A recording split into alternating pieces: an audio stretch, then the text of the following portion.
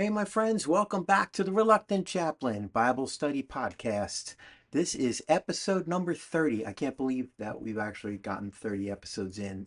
This is amazing to me. And we'll also be finishing our third study tonight. Our first one, we did Philippians, got through that, and we got through James. And then we are finishing Ruth tonight. So you know what that means. We got to figure out what the next one is. So I'll either start fielding suggestions from you guys or I'll put out a poll like I did before, and you can let me know what study you want me to do next. And as long as it's not Revelations or like, you know, some massive Old Testament text or something like that, uh, we'll do it. I'll give him might give him my absolute best shot for you guys. Hey, I just want to say thank you, Professor Hicks, for substituting for me while I was on vacation. I got to have a great vacation with my family down in Kentucky. Got to hide out for a week and almost escape the horrors of our world. Almost, but good enough. It was great to be with my wife and my kids all in one spot. Really, just gifts from God that you can't deny. They're just amazing. So anyway, in order to try and keep tonight within a reasonable amount of time, we'll start the reading now. We're in Ruth chapter 4 in the Old Testament. Um, I'll be reading, as I usually do, I'll read out of the ESV and the NET full notes version tonight. I wasn't going to do the ESV Reformation one tonight. I was just going to do the NET, but they're so starkly different. I feel like I have to do the two of them. The NET one is almost so plain English that I feel like it, in this particular instance, as much as I love that translation, I feel like it may have lost a little bit. At least it did for me. You can judge for yourself. Anyway, I'll coast through them both real quick here. We'll go with the ESV Reformation Study Bible version first. Um, and hey, don't think I noticed that Lester had way more, like 33% more clicks than I did. I am not offended at the least. He's an amazing resource. I was very blessed to have him, of all people, step in here. Though I probably should find someone way inferior and make myself look better. I don't know. Okay, here we go. Ruth, chapter 4. Please excuse the funny lighting. Everything looks fuzzy to me. It could just be I need new glasses. All right, here we go. Now Boaz had gone up to the gate and sat down there. And behold, the Redeemer of whom Boaz had spoken came by. So Boaz said, "Turn aside, friend, sit down here." And he turned aside and sat down. And he took 10 men of the elders of the city and said, "Sit down here." So they sat down. Then he said to the Redeemer, "Naomi, who has come back from the country of Moab, is selling the parcel of land that belonged to our relative Elimelech. So I thought I would tell you of it and say, buy it in the presence of those sitting here and in the presence of the elders of my people. If you will redeem it, redeem it. But if you will not, tell me, that I may know, for there is no one beside you to redeem it, and I come after you." And he said, "I will redeem it." Then Boaz said, "The day you buy the field from the hand of Naomi, you also acquire Ruth, the Moabite, the widow of the dead, in order to perpetuate the name of the dead in his inheritance."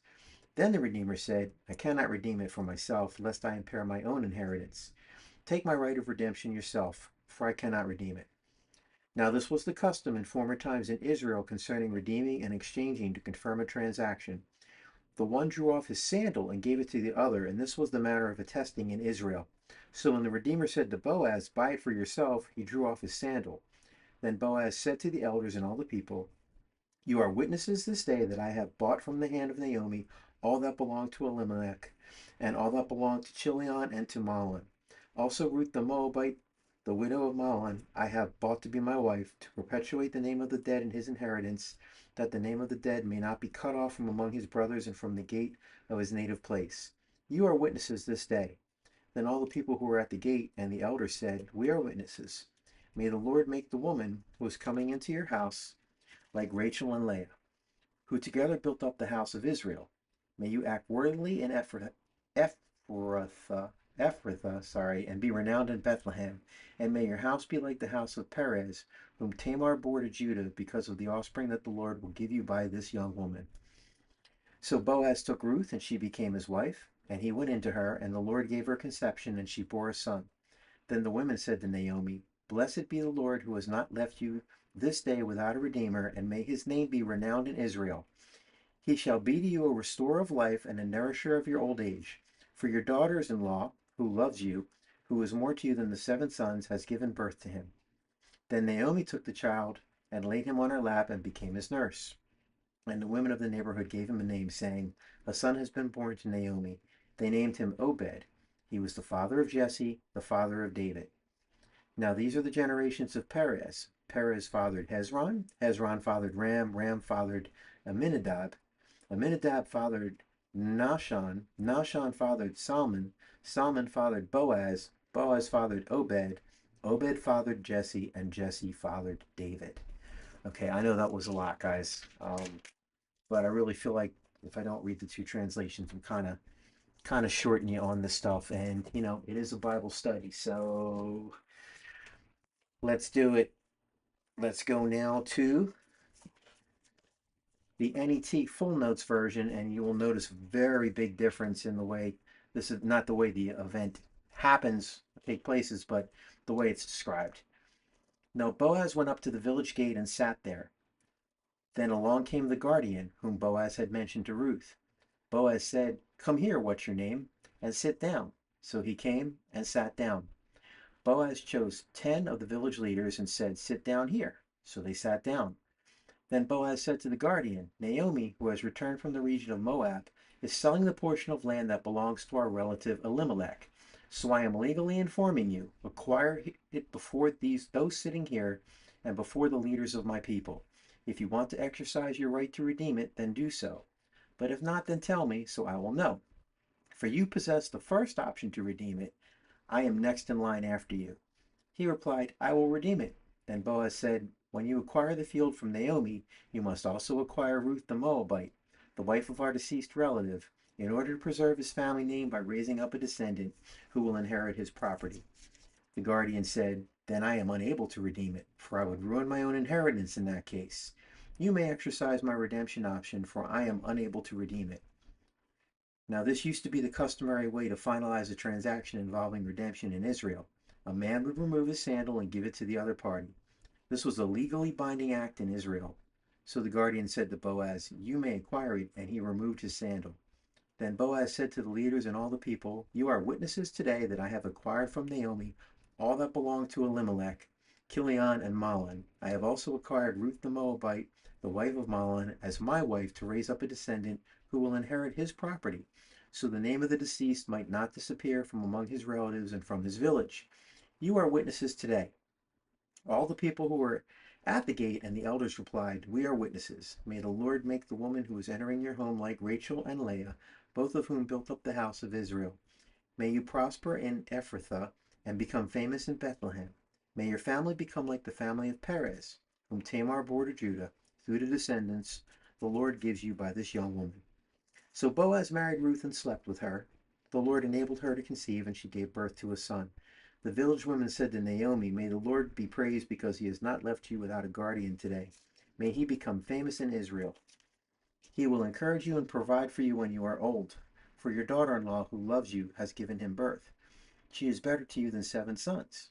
Naomi took the child and placed him on her lap. She became his caregiver. The neighbor women gave him a name, saying, "A son has been born to Naomi." They named him Obed. Now he became the father of Jesse, David's father.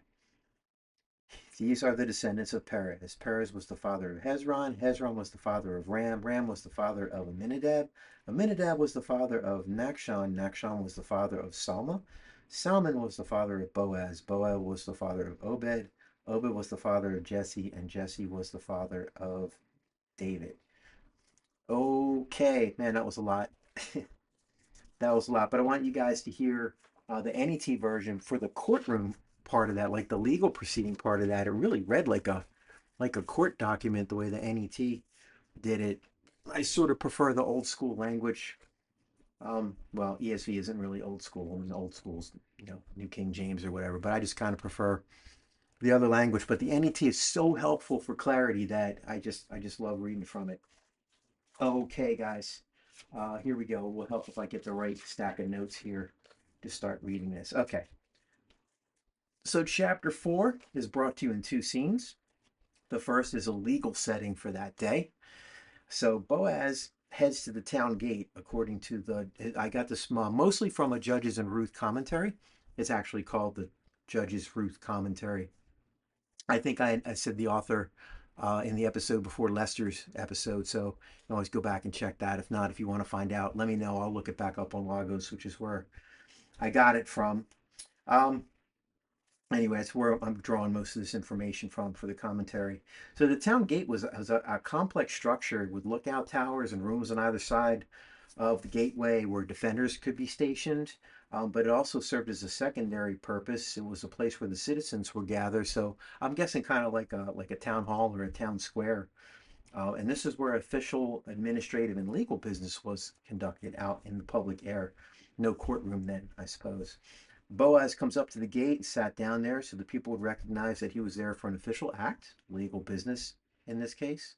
And no sooner that he sits down when the Redeemer in line ahead of him shows up. The behold in the ESV and the other translations indicate that Boaz was kind of surprised by this. I don't think he expected to see him that quickly. Boaz had suggested to Ruth that he would handle this matter in the morning, if you remember the whole threshing floor incident from 2 episodes ago, or actually was the last episode? It was the last episode.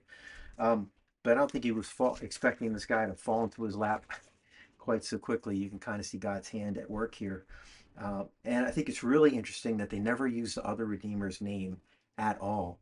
The NET version calling him what's your name, I think is particularly hilarious. Um, but when Boaz calls out to him, he doesn't even use his name. He says, "Turn aside, friend." So Boaz invites him to sit down and immediately calls out to 10 elders of the city and had them sit down too. So this would have constituted a legal assembly. As elders, they would have been full citizens of the city or town of Bethlehem. Now I got little town of Bethlehem going through my head. Hopefully you do too. Um, he then presents the case of the land belonging to Naomi's deceased husband, Elimelech.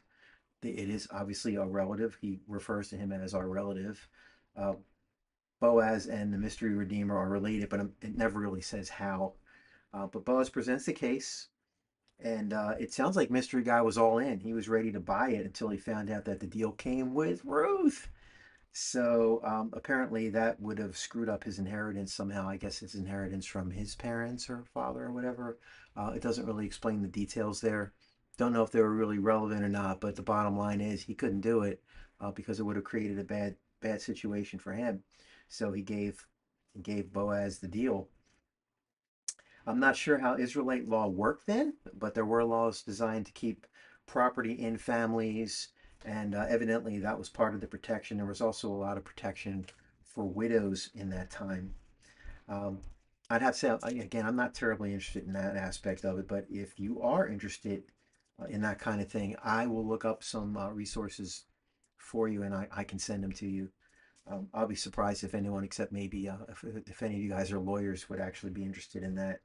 I'm also endlessly amused by the passing of the sandal. I think I would like to try that. Maybe when someone signs up at the karate school and they give me their check and I hand them a Under Armour slider. Maybe not. That might not be a good deal. All right. So now we go on to the storybook ending of Boaz marrying Ruth. Ruth. Ruth. The Bible is often frank handling of the physical union between man and wife, has always kind of startled me a little bit. You know, the whole he went into her thing. The NET was a little more straight ahead about that, keeping it real, I suppose. But here's the real kicker to the story, and this is, I think, what makes Ruth so extraordinary. You know, I off the top of my head, I can't remember how many messianic prophecies are in the Old Testament. I'm pretty sure it's well over 100. Lester or somebody with credentials can fact check me on that. But this is kind of part of that whole chain. Maybe not the actual prophetic part, but you can see the line that starts in Genesis and goes all the way through to Malachi, and then becomes revealed in the New Testament. And you can see how God's hand was in this the whole time. Their son's name was Obed, and he was the father of Jesse, who was the father of David, as in King David, as in the Davidic line, the Davidic promise, um, which leads to the birth in Bethlehem much later of our Lord and Savior.